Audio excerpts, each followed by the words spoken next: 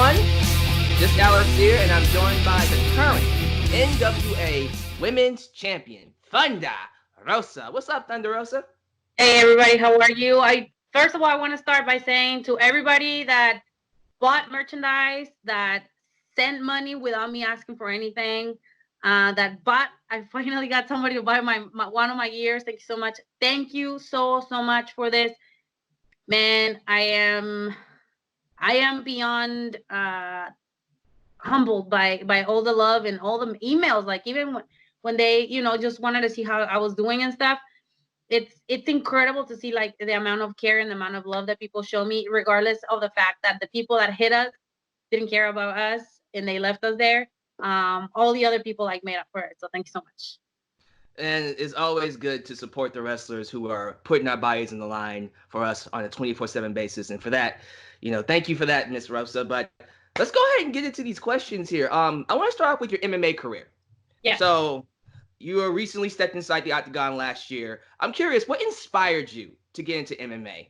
And do you feel there's some talk about legitimacy that it brings to the wrestling business? Because you see people like Lesnar, Lashley, Jake Hager, CM Punk did it for a short amount of time. And it's really cool to see wrestlers do something real, like legit, because everyone's all like, wrestling's fake. But when you see them inside the octagon, it kind of changes that perspective. You know what I mean? Yeah. I honestly did it because I'm crazy. There was no like, oh, you're legitimate, like, man, I wanted to learn a new skill. The opportunity was there, and I saw it as a way to open doors for me in another avenue. I definitely was on my first fight thinking that I didn't want to be KO'd or TKO'd or choked, so submitted, because people always talk all this smack about us wrestlers being fake and all this stuff. But you put a lot of work in the cage, outside of the cage, and training. And I was just having this conversation with one of my peers today in terms of like, even with fighters, people are always talking smack about their performance. And yes, sometimes we don't perform as we should, but it's very, very hard, especially when you're a late starter like me. I mean, I started at 32 trying to be an MMA fighter, and some of these girls have been doing it since they're 14, 16, probably from the moment they got out of the womb. They're already doing karate, taekwondo, kickboxing, Muay Thai. So the disadvantage that I had, it was huge. But, I feel like I have such a big heart, and like I just saw Eddie Kingston put something about the heart of a champion. What does it mean to be the heart of a champion? And I am that. Like I don't give up. Like no matter what, I am still fighting, and I'm still fighting. I mean, doing wrestling and MMA is not the easiest thing to do. Like your schedule gets like hectic. Wrestling takes a toll in your body. Like you can feel it every time you get in the ring. As like the longer that you wrestle, the more it hurts. So when there's some days that, let's be honest, I can't walk. Like I'm in so much pain. Like I'm just wanna be, even laying down hurts. So it's an uphill battle, but I'm here. I signed for 4 fights for Combate Americas, and little by little, like I am putting as much time as possible on my training before, my fights and before my fight camp, because I want to have a really good fight on my next one, and whoever's gonna be my opponent, I want them to know that I'm not gonna give up no matter what. Any updates on when that next fight will be, by the way? We're planning to have something in between September, October, and November. I want to take my time training. I want to take my time learning all the skills that I need to learn, getting all my fundamentals right, and having a good plan of action for the next time I step in the cage. I mean, I have the itch to get in there, and like now when I'm sparring is like I'm like laser focused, and I'm like, yes, I get hit in the face, I get cup in the mouth, and I get bruises everywhere. But it's like I have to learn, and that's the only thing you learn, by putting the work. So I'm excited. So wait, keep us updated on that next fight, all right? Because I mean, I need sponsors. This is my banner from my first fight, and I keep it here until I get a new one. So. That's really cool. Who designed that? Who designed that banner right there? My banner, he no longer does designs. He's one of the guys from I think Scorpus. Um, he didn't put his thing. I'll send you the thing, but he was really good. He was really fast, and I really enjoy it. I really like it. It's really cool. Let's talk about your in-ring style real quick, because I noticed your moveset has a crossover between that ground and pound MMA style, but a little bit also of that high-flying luchador offense. Are there wrestlers that you emulate your style off of, or is it a situation where you're creating it I as you think go? Yeah. it's based. Hold on, is based on who am I wrestling and what they can do. Mm-hmm. That's why I change it a lot. Personally, I don't like to have like one style. I mean, right now, because of my character and NWA is very ground and pound and hit, and like I'm the hammer, so Yeah. I'm gonna go and destroy things. But in Lucha Underground, I wasn't a hammer. I was a luchadora. It was like flying from everywhere, doing a bunch of stuff. So it all depends on situational and how, like, I guess how I feel during the day, if I'm inspired or not. So it's a bunch of stuff. Like every time I get in the ring, I try to create new art, new stuff, and that's why I don't like to stick to like the same moves all the time. I mean, now I am a little bit more, but I used to, like, if you watch my matches, not all my matches look the same. I like to do different things, but I'm very, very one thing it doesn't change. I'm very psychology based, so I like to work body parts. I really do enjoy doing that. Very old school. You made quite the splash on the hit show Lucha Underground, and you were known as Cobra Moon, the leader of the reptile tribe. How did it feel working in that environment compared to an NWA or whatever wrestling company that you were involved in? It was Hollywood. It was Hollywood style. It was a very big production. We had a lot of PAs. I mean, I definitely learned a lot about respecting their PAs and the people that work in production, because they make us look like $1 million. They took care of us really, really well, as far as, like, per diem. Um, um, where we used to stay. We used to stay at the Hilton in downtown LA. Um, catering twice a day. We used to have a masseuse here and there, and then, like, that was it. That was that. And then working with some of the biggest names and some of the people that now are making waves in WWE. It was priceless to me. I learned so much so quick, and I am happy I had that opportunity to do that and to work there and to be like, those were my formative years. And I became used to working for TV, which a lot of people don't get to say that. And one of the coolest promotions that were in the United States, unfortunately, it didn't pan out and kind of like dissolved. But I mean, it taught me a lot. It taught me a lot about, wrestling. It taught me about a lot of business. It taught me a lot about contracts. It taught me a lot about myself. And it also taught me that I need to stay humble and I need to be one of the people that make the difference. And then I'm talking about just saying it. It's just like, applying it with new people that come into the business. Because when you're new, there's a lot of, it's normal, I think, in an entertainment business, like enviousness, jealousy, and they don't want you to shine, and they don't want to give the spot because, that's their spot too. So uh, maybe this is my character as a person in general. I want other people to succeed. That's why, in many, many ways, we created small indie promotions like Sabotage, my husband and I, to like give opportunities to women. And another aspect, when a lot of like women promotions weren't running, there's like very, very few, and then intergenders and stuff like that. So we want to give that opportunity. I'm not gonna be wrestling forever, so I want to make sure that whatever I know or whatever I can do, I can, give the knowledge or opportunities to other people, and that's what I learned is, for me, is like, you can't be in this world. I mean, you can. Many people are very successful being selfish, but like certain aspects, I can be completely selfish. Like, I still have to give something to like other female wrestlers that might kind of like not know what to do, and they're in the same situation that I am. Let's move on to NWA because it's unfortunate that Lucha Underground closed their doors, but it's like you said, hey, not everything lasts forever. We can just learn from our lessons and move forward.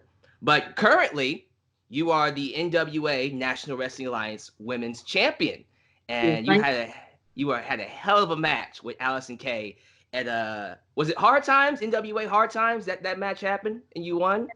Yes, yes, it was hard times. So talk about how it felt to win the title and put on a performance that many thought stole the show because it got a lot of rave reviews. This is the Drago show. Every time I'm doing a podcast, he's doing this. Come on. Every time he doesn't fail, all the time. You're ruining my spot, Drago. You're ruining my spot. Like, why? Why are you being so? Oh Jesus Christ! He wants the spotlight. Oh no. No, he wants he wants me to take him for a walk because I just came from the gym. I can't even describe how I felt winning that championship. It was like by far one of the most special. Sorry, I'm like hitting my dog. One of the most special things that happened in my career. People all keep asking like, why you're not signed for AEW? Why you're not signed for WWE? Why is this? Why is that? It was meant to be this way. I was meant to be one of the first ever Mexican-born wrestlers to win this championship, and that right there, it made a huge difference. I've been running against the current, and I got into MMA, and I didn't win. I've tried many things. I failed, but this one, it was just kind of like the I felt like I earned it. Every ring stone and every letter of that title. I worked so hard for so long, my whole entire life, and I'm not talking just in wrestling. I'm talking just in general. To show that I am deserving of the spotlight. I am deserving of an opportunity like this, and I'm not gonna make it. Oh, I just another title. No, it's not another title. It took 70, almost 80 years for a person like me to win a championship. I mean, we had African Americans before winning it, like Jazz. I think she's the only African American, if I'm not mistaken. We had a Japanese and a Canadian, but never a Mexican-born wrestler. So that means a lot, and that means that we're moving forward, we're progressing in the NWA. So now that you're the leader of the division, and we got people like Melina, I said Alyx and Kay, I think Marty Bell, and there are others in that division too. I just gotta ask you, just out of curiosity, if you had the power to defend the championship against any female wrestler in the business today, just like any company, AEW, WWE, you can go to women's or wrestling, whatever. Who are the first ones? You can do maybe top three. Who are the first ones that come to mind as opponents, dream opponents for you? So I said Beth Phoenix in another interview, and with De La Greca. I love Beth Phoenix. I love her style. She is like the picture of beauty, strength, and talent to me. And always been like I'm like always like very drawn to people that are like bodybuilders, and like they take care of their body, and then they look different. She always looked different. Let's see. In Japan, Miko Satamura. She's another one. She's one of my dream matches. I love Miko Satamura. When I met her, I was like, oh my God, I can take a picture with you. She is an embodiment of strength, beauty, and talent. Awesome. And my all-time favorite, Sarita Sarastock, or Dark Angel. She is now, she was a coach in WWE, and now she's a scout talent. She's no longer wrestling, but if I could wrestle her one time, I will be, even if it's on practice, I'll defend my championship. Those are the three. They're so strong, and they're great performers. That's a good strong three, and I think we will all love to see you wrestle every single one of them in the future. Who knows? Yeah. Let's talk about intergender wrestling, because we're seeing a lot of men and women compete more and more inside the ring, whatever show you watch, whether it's singles, one-on-one, or tag team. And as it becomes more mainstream, we're seeing a lot of these old school wrestling personalities speak up against it, saying it's not believable for a woman to beat a man. Like, when you hear something like that, how do you respond to people who have that mindset? And do you think it's harmful to the growth of the business? Well, I'm gonna start by historically, a lot of the women when they first started in the business in 1930s, 1940s, there was no other women for them to wrestle, so they wrestle men. Mildred Burke was well known in the business for wrestling men, and I think she only was defeated once or twice. So this has been something that has been happening for decades. So I think if it's booked right, it could be believable. I mean, don't you're not gonna try to put me with Brock Lesnar or Bobby Lashley because it's not gonna be believable. Of course, I mean, I'm tiny. I'm like 120, 130, and they're like what 230. I don't think it's gonna be believable. But I think if it's the story is right, I mean, some of the stuff are really like I told you, like my husband and I, when we created Sabotage, we had the first intergender shows in the state of California, like a whole intergender show. We brought it to the state of Texas, and we did the first intergender shows in the state of Texas. Yeah, we got a lot of flag for those, and yeah, even Mia Khalifa was talking shit. That's when she was talking shit about Ronda Rousey. She came to our show and she loved it and she fell in love with it, and now everybody's running intergender shows and here. So you start a trend. So I mean, I'm not opposed to doing intergender matches. Again, they have to be booked right and they have to be believable. In Mexico, a lot of the intergender matches are like what do they call it? 3-on-3s. You know, they Mhm. have the exoticos, then they had like a midget or a little person, and then they have a woman. So it's kind of like it is there. It's just like people just need to be a little bit more open about it. But I don't know how it will work mainstream. I think there's still a little bit more work to do on that aspect. But again, I'm not against it. I've done it multiple times. So you mentioned Mia Khalifa, and outside of your in-ring success, you became noteworthy for quote unquote training her. We saw the YouTube video of her coming to your gym, and you giving her the short media course on how wrestling's supposed to do. So take us back to that. What were your initial reactions to what she said, which is wrestling is not a real sport? It was like everybody was like picking on her and like, oh, you're stupid, and calling her like all this stuff about porn, whatever. She did porn, whatever. She make her money. She used that as a platform. She moved on and now she's making a ton more money. She's an independent entrepreneur and very successful. You know, she has millions of followers. And yeah, go ahead and hate on her. She still makes more money than you are. Yeah, So um that's true.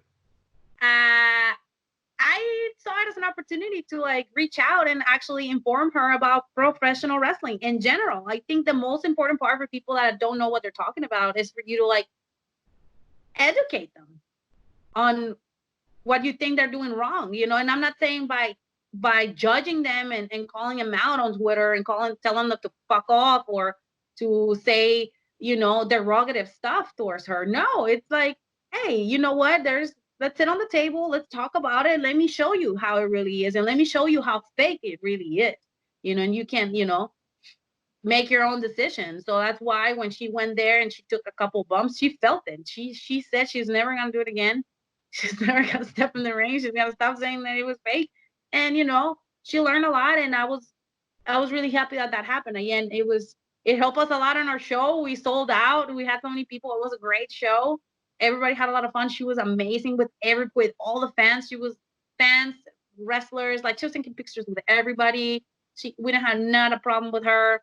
Um, and I was really happy she was there. And again, it just like teaches me that no matter where you come from, you know, you can still be educated about certain things and make your own decision about it. And we were really glad she decided to accept our invitation. And all of a sudden she was like, hey, you want to be trained by me for like a day? So that was really fun. And people still talk about it. That was like 3 years ago, which is pretty awesome, you know. So that was my step of fame. But hey, Yes. I had fun. I had fun. It's still on YouTube. It was great. Check it out, guys. Check it out. So you mentioned that you own a wrestling promotion. I think it's called Mission Pro Wrestling. Yes. Um, as an owner and performer, can you speak on what it's like to live a double life as both the boss and also the in-ring talent? Well, I try to stay as away as possible from the booking and everything, because then my DMs are bombarded by people. Is mostly my husband is doing it for fun right now, and we're trying to see where we want to take it. Again, this is something that he really enjoys. He really enjoys booking. He really enjoys like promoting and doing stuff like that. We're doing it with a friend. And we're doing it. It's very lighthearted. Everybody goes, have fun. And we do it in this. It's called Pinballs, in Buda, Texas. It's a place where what's it called? It has like games, arcades. It has arcades. Arcades. Yeah. Arcades is a bar. It's really cool actually, and the environment is really cool. Like you bring your kids get tired of watching wrestling. They just go and play arcades, and the parents are getting drunk and having fun watching wrestling. It's like win and win. I there I get to be a ring announcer, and I work in the back, so I do ring announcing there. I don't wrestle, so it's like it allows me to do different things and have different hats. And although we are like lighthearted and like to have fun, we're trying to teach, especially those, like, because we're booking a lot of new people from Texas, just teaching them like how to be like professional, because like my husband and I were very professional in terms of like business wise. I'm a firm believer on what you put in social media says a lot about you, and about your character.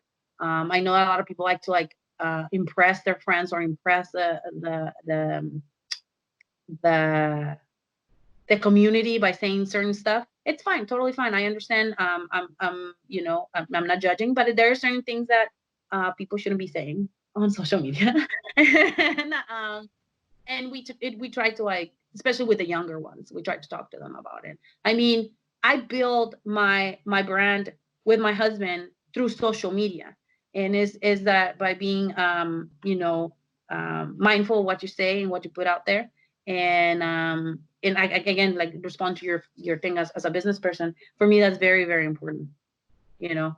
And that, and like not starting rumors on the locker room, that's another thing that cannot get you booked. That happens very often. And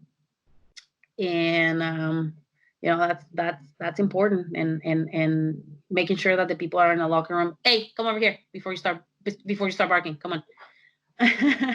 Yeah, he got in his special place because he loves to get in his like sofa and get like that and starts barking. Um, we like for people to get along in the locker room, and if anybody has a problem in the locker room, we like to like nip it in the butt right there, and make sure that people are respectful to each other. So, as a visionary, you look at the wrestling climate today. You see what's happening in NXT, WWE, and AEW. In your opinion, what do you feel is missing from today that we used to have, like during the Attitude Era and maybe the Ruthless Aggression Era? What do you think is missing, and what do you think can be done to help grow the fan base as a whole? I think that characters are missing. Like the big, we don't have an Undertaker, we don't have a Stone Cold, we don't have a Rock, we don't have Sherry Martel, we don't have those big managers. Like we don't have that anymore. And I think, but that this is part of like the evolution of wrestling, right? Like, and what what's hot and what's not. So that's why I like the NWA, because we have like characters, like the question mark. Mm. You're like, oh my god, what like little Right. babies that dress up like the question mark and stuff like that. So I think that's character development. It's missing. Some people are really good at it, some people are not very good at it. But yeah, I don't know. It's just like for me, I don't know. It just in like maybe because I'm a wrestler now, but um, characters for me were important. Like I really loved who was my favorite? Like Santino Marella was really funny. Like I love his like sticks. I really enjoy watching him with Beth Phoenix. They were hilarious together because they're like the total opposite. Um, I used to love when I started watching wrestling, like Cherry Martel, because like how like crazy she was and stuff like that, and she fit in with every person that they put her in. It wasn't like they put her in with like whoever, and she will still be Cherry Martel and put the people over, and then on her own she was still over. So it was like That was great. I mean, I think that's what we're missing. I don't know if we're with the evolution of wrestling, it's gonna happen or we're gonna go back to it. But again, we're doing a great job in NWA too. If you Well, ask me, it's not because I'm working there. But so I mean, I'm telling you, that's the only show I watch. And even when I was working at Lucha Underground, I only watched my episodes and then whatever I had like a skit or whatever, I that's the only thing I watch. Everything else I was just like kind of fast forward it and that's it. But this is just like, and we need easy wrestling too for like the story, like for people to understand. People from all over the world, people don't speak English, they can understand wrestling, you know. So yeah, I think that's what's missing. Yeah, and we see a little bit of that in NXT with people like Velveteen Dream, and with AEW, you got the Luchasaurus and so many other personalities. And it's funny that you say characters are what's missing. I think those are two of the most popular acts in those companies. So it does speak to what you're saying, how important it is to have characters. But since we're talking about other promotions, we're now entering, I believe, we're entering a new wrestling boom. We're seeing the surge of companies like New Japan Pro Wrestling, ROH, PWG, AEW. We got NWA. You got, of course, NXT and WWE, plus many other small territory companies. I guess the big question would be if Thunder Rosa has the opportunity to go to literally any major promotion in the world, which one does she go to? That's just It's the not ultimate question. it's not up to me. It's up to whoever wants to hire me. I'm very happy with NWA. I want to make a career here in NWA if possible. Um, Other companies haven't shown any interest in my abilities. They show interest in another aspects that is not wrestling. So like I said, it's not up to me. I'm a firm believer that things happen for a reason. I like things to happen organically, and if that's gonna take a little longer, it's fine. I'm not in a rush.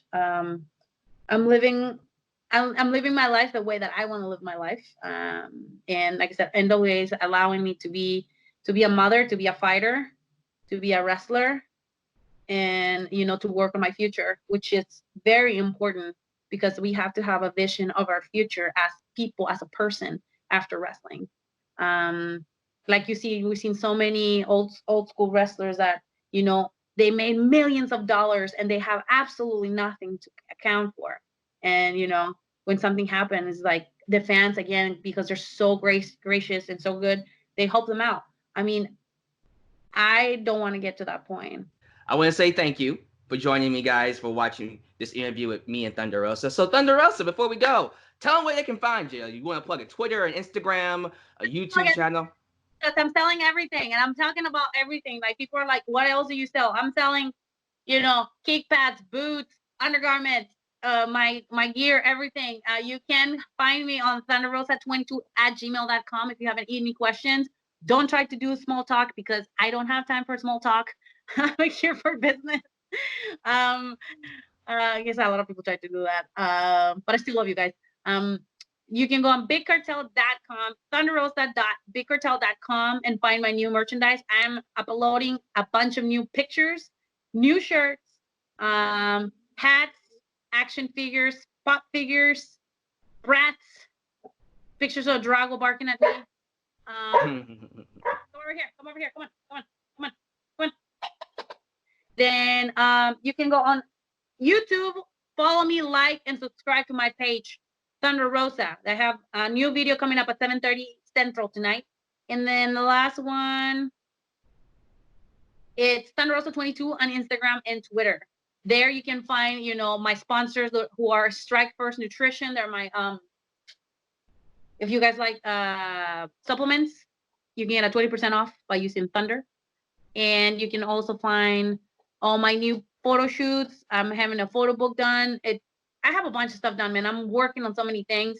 Like I guess again, I'm trying to build for the future while I can. And there you have it. Thank you for watching the interview. Thank you for making me and Thunder Rosa a part of your day. Be sure to like the video, subscribe, check us out on our social medias, everything down below in the description box.